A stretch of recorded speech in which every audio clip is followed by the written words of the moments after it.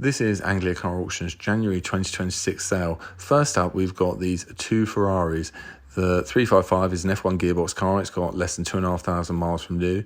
And this 328 has 891 miles from new, which is absolutely bonkers. The 355 is a single owner car. I don't believe the 328 is, but either way, they're both low mileage cars and they are both no reserve. I'm really curious to see what they make of this auction. Now, they both need recommissioning at the very minimum. A level of restoration might be expected of both of them, but I'm expecting them to go slightly bonkers. Looking at some prices in the US for low mileage Ferraris, you could see that they really could go crazy if they were in a different location and if they were also on the road already recommissioned, and also you'd want the history that proved it. But we're curious to see what happens with this auction and see how much money they make. They're going through on Sunday morning, and we'll have to have a look there. You've got a whole selection of really nice, interesting cars. You've got some sporty things like this Datsun and like the Integra next to it. And even the Escort RS Cosworth Monte Carlo that's next to that. Two old boys, when I was doing it, couldn't quite believe how high the guide was. But that is standard for Escort Cosworth now. They do make a lot of money. There's a no reserve Bentley Arnage T with slightly higher mileage just here. You've got quite an affordable looking Audi RS6.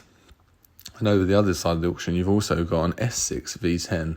I'm a sucker for an XJS, even one on chrome wheels, which I do think quite suits it. I'm not sure I should really say that publicly, but I do like it. It's an interesting looking car. And plenty more. There are so many things stashed in this auction. There's 3 different halls, or 4 different halls even. You've got this MG X-Power, I think it's called. I could never remember the name. It's always a bit too wordy for me. Nice looking thing, maybe. Back to that Bentley as well. There's a lot of these that have quite a light exterior colour like silver and then a cream interior, which doesn't really work for me. I like a dark interior on a car, but it is no reserve, and that's kind of got to be worth something. A few pre-war classics. There's a lovely little Model T in one of the other halls. You'll come across that later, and I'm a real fan of it. I do quite like the yellow Defender. I'm not sure how much use it will get in the UK with no weatherproofing, though. It's a sunny day car only for me. I'm not one who enjoys getting covered in rain and mud. This racy little Trabant as well. I'm sure there's a piece of history on this, but I can't exactly remember what it was. I haven't looked at the listing properly. Looks like an interesting little thing. It looks like it's all go, no show. All show, no go even. This Jaguar E-Type was originally a US car. I believe it was a California car. It was brought back, been converted to right-hand drive. And would you believe, looking at it, that it has an advisory-free MOT? So this car was bought from Anglia Car Auctions back in 2019. I think it was £47,500. And since then, the owner has covered 25,000 miles in it, which I wouldn't believe. If you look at it, you think it is a bit of a project. But it's up there. It's 45 to 50. I think the guide is a cool car. I'm a big fan of the Dodge Ram SRT10. It's a manual car. It's a V10 pickup. What more can you want? A Lotus Cortina, only one in this auction. Sometimes you get a pair, normally a Mark 1 and a Mark 2, but this is the only one. Looks reasonably guided.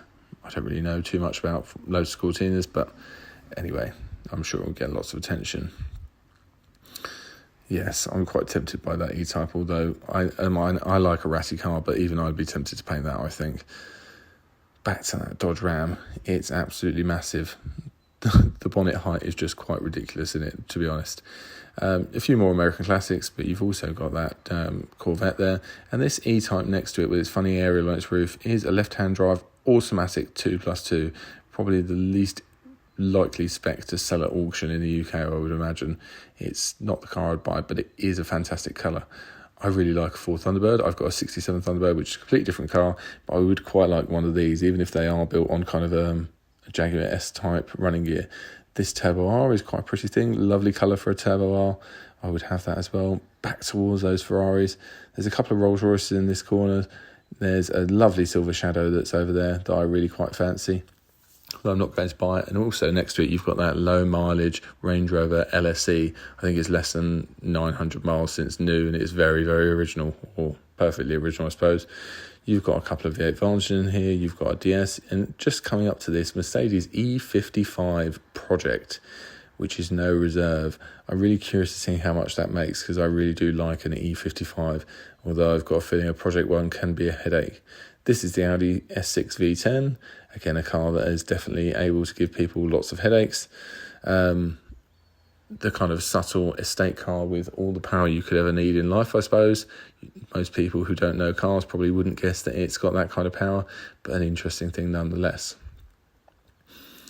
few pre-war classics, and then some military-style classics, and then we're back onto the normal stuff. I believe the Fiesta coming up there is low mileage. Again, I haven't checked it out, but it will be on the listings if you want to have a look. It looked very clean in person, a nice-looking thing.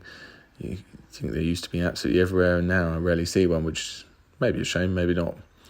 As always with auctions, lots of 911s. Back to that Vantage, quite cheaply guided. I think it's £20,000 to £25,000. It's a manual Vantage. What more could you want? There's that Shadow I was talking about, and that Model A that I mentioned is just down here. It's really interesting. The paint on this is so inky black. You don't normally get that on modern cars, but on this kind of American car, you do see on this kind of age Model T. It's very kind of the original colour, I suppose. But what a nice little thing to run around in the summer. There's lots of bikes in the auction. I didn't go around them, but if you want to have a look, they are on the listings online. You can have a look. There's lots and lots of variation in what they are. I'm not a motorcycle person, but you can see plenty there and bid on them. I believe they go through on Sunday morning before the cars start again. I think the auction on that day starts at 9:30, so you have to be up and ready to go.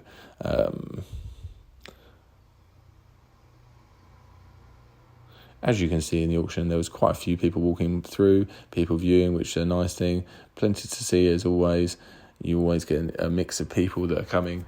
Perhaps there's less high-value people than there would have been a few years ago when Anglia was really on it with high-value cars coming through. But it's settled into a nice rhythm of interesting cars and interesting people and a good mix. And they do have a good sales rate generally as well. They do try hard. They run the cars through. The staff are great. What more could you want? There's that Range Rover LSE that I mentioned, and now you don't have to take my word from it. Someone who knows Range Rovers incredibly well has said it's probably the best one he's ever seen.